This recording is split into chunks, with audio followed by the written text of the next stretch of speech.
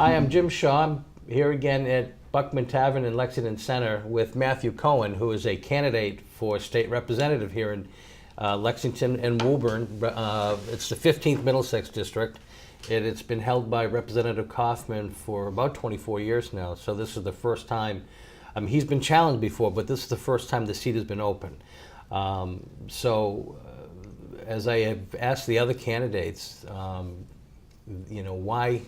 why Matthew Cohen? I didn't ask them that, but I'm asking you, why Matthew Cohen for state representative? Sure, that's good. They might have different takes on that question. But part of it, actually, funny enough, I remember working on Jay Kaufman's first campaign when I was in high school here in Lexington. I volunteered to help him run, and I want to make sure that, in part, his values and sort of that core commitment to making sure that our community continues to be well served is part of why I'm running. I think really in such sort of uncertain times.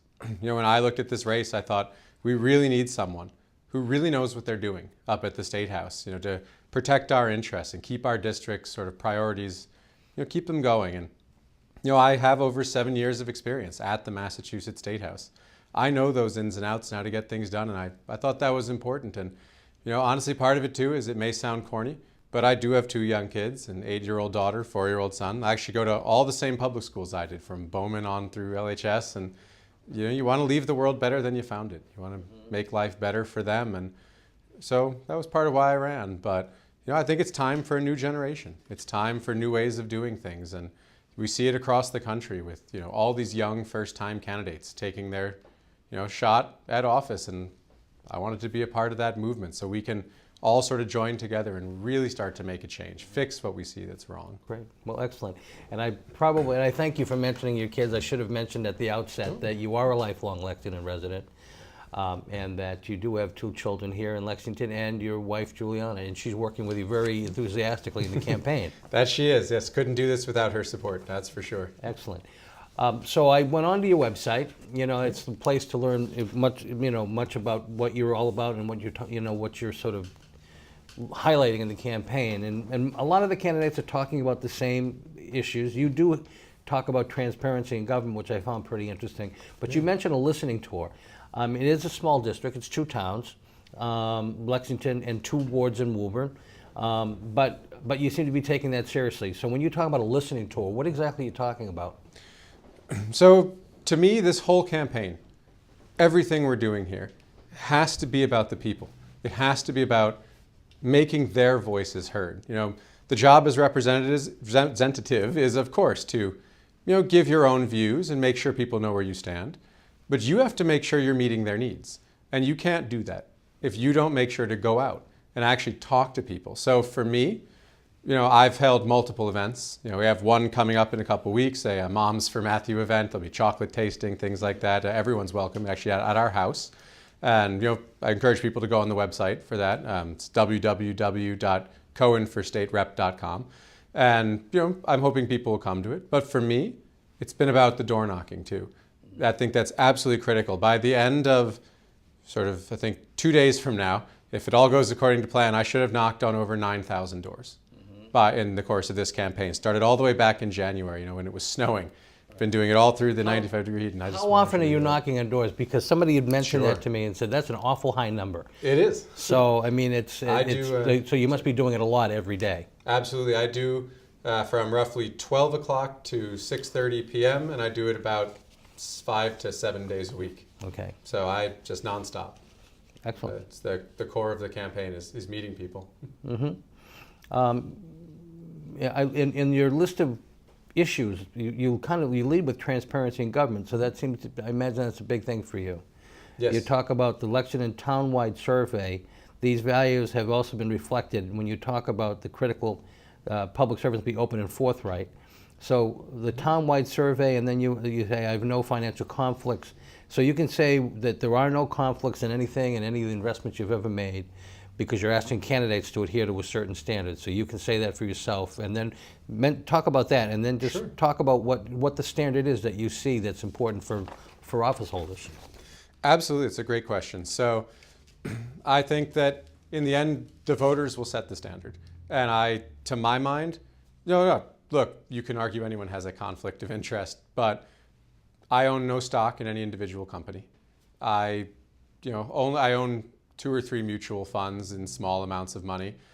I don't even know what's in those mutual funds. And honestly, I would turn over even that small amount of money. I would turn that over to someone else to manage, because I truly believe that if you want to serve the people, there shouldn't be any opportunity for a conflict of interest. I will gladly turn that over to other people to oversee, but as is, there's no individual company or issue or particular sector of the economy that I would particularly benefit from if I were before the legislature. So if, for example, bills on regulating tobacco were to come up, I would have no conflict of interest. I do not own tobacco stock. When energy bills come up, I don't own stock in any energy companies. Petroleum? Nope. Unless it's in the mutual fund. Right. I can't say what's in it. I don't It's know. something that you divested from to run for the campaign. No, I have never owned stock in an individual company. Okay. So as far as I know. Right. So it sounds to me like you're challenging other candidates to sort of adhere to the same standard, or public servants in general. I believe that public servants should adhere to the standard, yes. If I were to be elected, I would want, for example, what I filed, the statement of financial interest that is up on the website. I would actually like legislation that candidates should have to disclose this much more publicly. We can figure out exactly how that would work in legislation, but I think this is important information for people to have when they go in the voting booth, for everyone to know. Judge for yourself. People may look at mine and decide, well, maybe he still does. That's fine. I want you to make that decision. Again, the people should be deciding this, but they can't if we don't make it public. So I'm proud that I'm, so far the only candidate who's actually put this information out, because it's very important to me that voters have all the information they could want when they go into that booth, and all the information that could be relevant. Great. Yeah. Healthcare. Yes. On your site, you talk about I will take a step as a state representative. Will be the steps you'll take will be to work on legislation that will create incentives to increase access to preventative services. So where do you stand on universal care, the cost of health care, health insurance? Explain a little bit what you mean, what kind of steps will you take to sort of protect people in the area of healthcare? Absolutely. So healthcare is part of what I spent my over 7 years at the State House working on. So one of the committees, the main committee I worked on was the Committee on Mental Health and Substance Abuse. And we passed an enormous amount of legislation that expanded people's access to care. Actually, the first project that I took on was on veterans' healthcare issues. I wanted to make sure that veterans would have far greater access under Massachusetts insurance plans to mental health and substance abuse services. And we succeeded. It was a great success. It's fun when your first project succeeds. And we did that. We then went on to expand children's access. So now there's more programming in schools, more attempts to identify when children are struggling, more access to care for kids. And then we went on to much broader parity legislation, where we were sort of expanded a lot of these services to everybody. And we need to make sure that we continuously expand these services. The cost of healthcare is rising astronomically. But the level of care that people are getting, and I don't mean the quality of care, but the level of what insurance companies are providing hasn't improved. So those costs are really coming from the administrative side. And we need to make sure that if you're claiming to be a nonprofit, the money is actually going to what the purpose is. And so I think that alone is a way that we can help to lower some of those increases in those premium caps. But I think it requires working with the health insurance companies too. It can't be a one-sided, the state dictates every step. That will never get you anywhere. It needs to be a collaborative effort. And that's something that every piece of legislation I worked on at the State House was the first thing I tried to do, was reach out to people who might even disagree with me.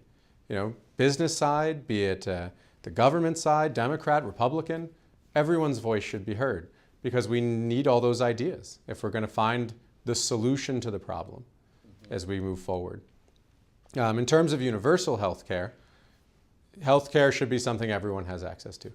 Absolutely. How we get there is a lot harder. How you pay for that becomes a little trickier. And I think, honestly, as I was describing with the parity legislation, it's going to take steps. We can't just immediately implement some sort of universal system. There isn't the funds. We got to get there. but I would love to work on getting us there. It's critical that we do. Healthcare is a basic right. Right, and well, there seems to be a challenge in that, every policy seems to allow for different things, different cost structures for pharmaceuticals, different access to different doctors. I know folks who have dealt with, mental health issues that couldn't get coverage over here because their insurance wouldn't allow them to get coverage over here. Is that part of what parity is all about, or is that is there a way to address that kind of thing? So yes, we have to expand further. So the parity legislation that I initially drafted with my team, sort of leading this team, was much broader than what ended up getting passed, as is always the case with legislation. And that would have been the type of thing we wanted to address. Right. And part of it, what we did was expand the number of diagnoses that insurance companies are required. So they absolutely have to cover more diagnoses than they used to. Right. And we expanded the length of the stay, the length of treatment. We capped the amount of cost that could come along with that. And I think we got to do more of that within this type of setup, especially with opioid problems and the opioid crisis. People have to be able to get access to this care. It's one of the most important things. When people have access to care, they can get better. We've got to make sure that that's the core goal here. Do you have a position on question 1 about the regulation of the number of nurses? Yeah. Yes, so I will be supporting that proposal. I think there are some issues with that proposal. We already have a nursing shortage. We need to be getting more nurses.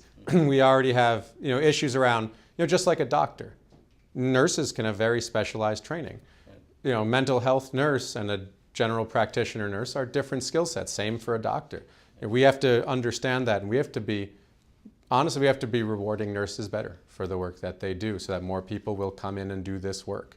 Right. So, but yes, I think the concern for the nurses, at least from the nurse perspective, is just making sure that they're not given more work and that they're able to tend to the patient's needs. And exactly. Oh no, absolutely. I will definitely be voting yes, because we can't have the nurses losing track. There's too much for nurses to do. We have to get more nurses. So our incentive system in healthcare is a bit off because we're not incentivizing enough people to become nurses. It's a critical component of healthcare. I was interested to see the MBTA under your environment. Protecting the environment is critical. There are numerous ways I will work as a state representative. You talk about the legislature needs to work with the MBTA to determine how to address these problems. What problems are you talking about in terms of the MBTA and its relationship to the environment? So the reason I'd listed it there, in part, was that if more people are using public transportation, it will benefit the environment. It'll be fewer cars on the road. Okay. So that was why I listed it there. Okay. But what we need to be doing there, obviously, we all see it. There's just the other day where people are walking out of the tunnels. I've had to do that. I was on a red line train underground 3 hours. It was 95 or 96 degrees outside that day and about 110 inside the cars. I had to walk out through Porter Square. So we have to make the service more reliable, and we have to expand it. Right. When you talk about greater access and expanding, and then you talk about revenue offsetting, so you're talking about committing more funds to the MBTA and then finding other ways to offset those revenues, or the cost of operating? Is that what you mean by offsetting revenues? So I'd have to look at the exact language, sorry. I'm sorry, I don't mean to throw you off. Oh, I understand. Yes, sorry. I was just remembering which part that was. Yeah. So the revenue offsetting there was that the money that we spend will be offset by new revenue coming in part. Right. Now, I think that a mistake that people often make when discussing this is the idea that public transit will be self-sufficient. It won't. That's okay. Mm-hmm. Public transit is a public good. It has to exist. Right. It's how people get their kids to school. It's how people get to work.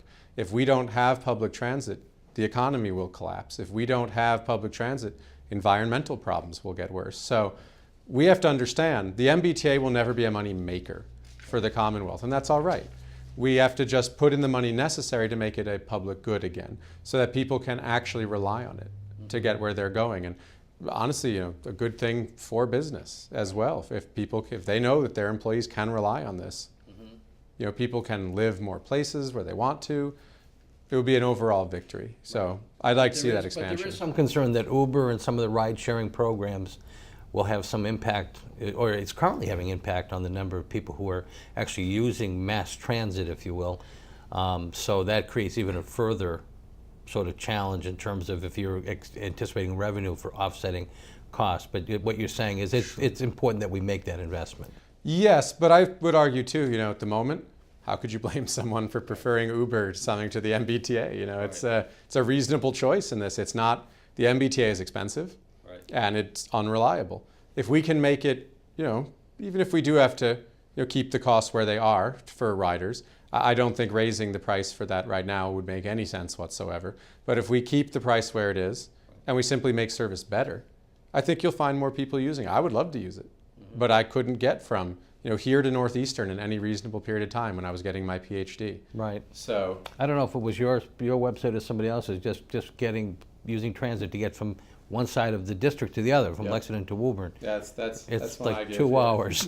Yeah, you have to go Lexington, Alewife, Woburn, Woburn, Alewife, Lexington. It's nonsensical. Yeah. All right, under the economy, you talk about, on the Fair Share Amendment. Where did you stand on the Fair Share Amendment? I was in support of the Fair Share Amendment. Yes, I think that it's a basic question of how you make the economy really more fair while making sure that you get the services you need. And the amount of money, honestly, being asked of people at that top income bracket was small. Right.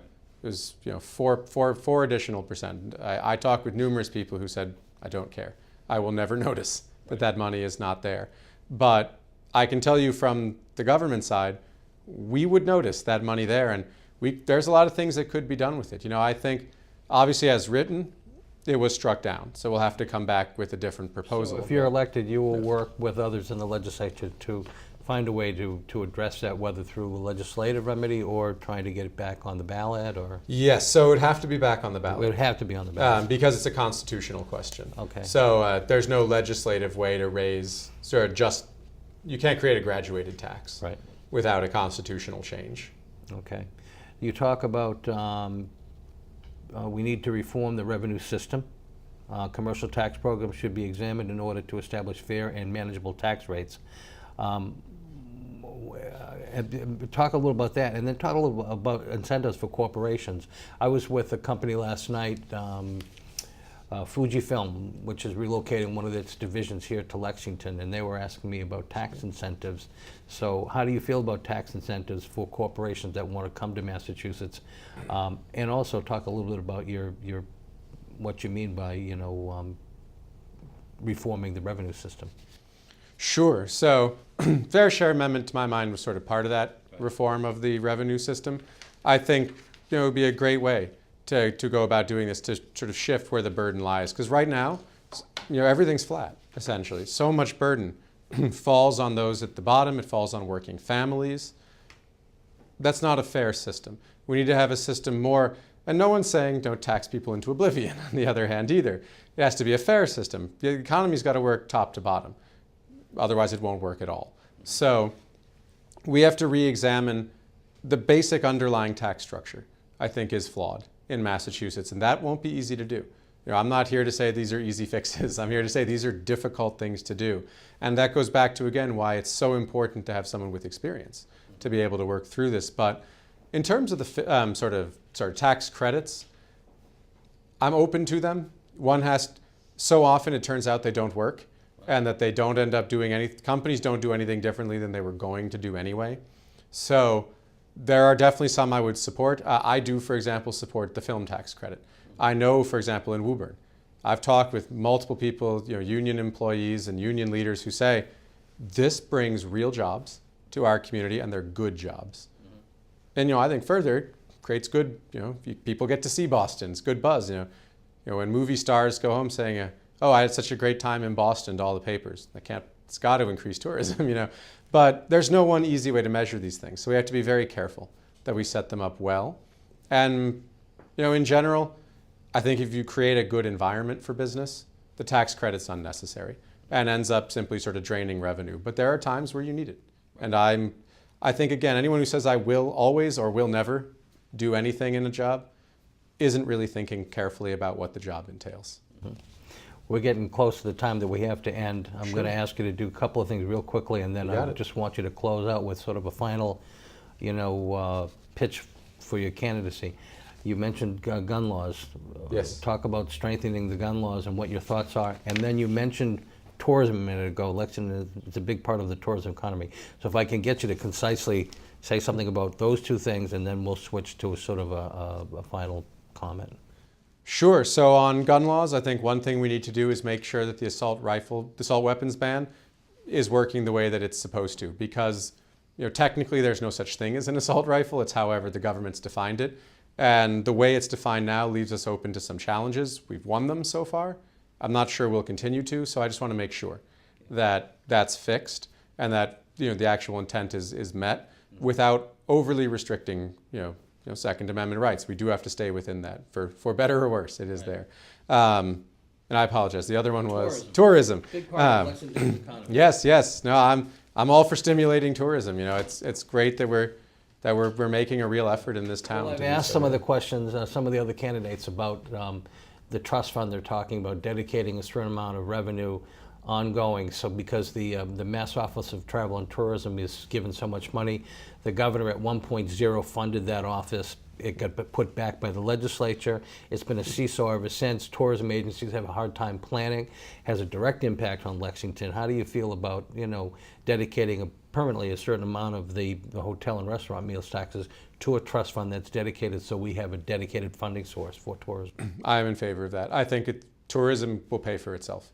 Evidence shows over and over. We got to have evidence-based policy, and the evidence shows so clearly that when you invest in tourism, especially in a place like Lexington, look where we are right now. Right. When you invest in tourism here, people come, and when they come, they spend their money.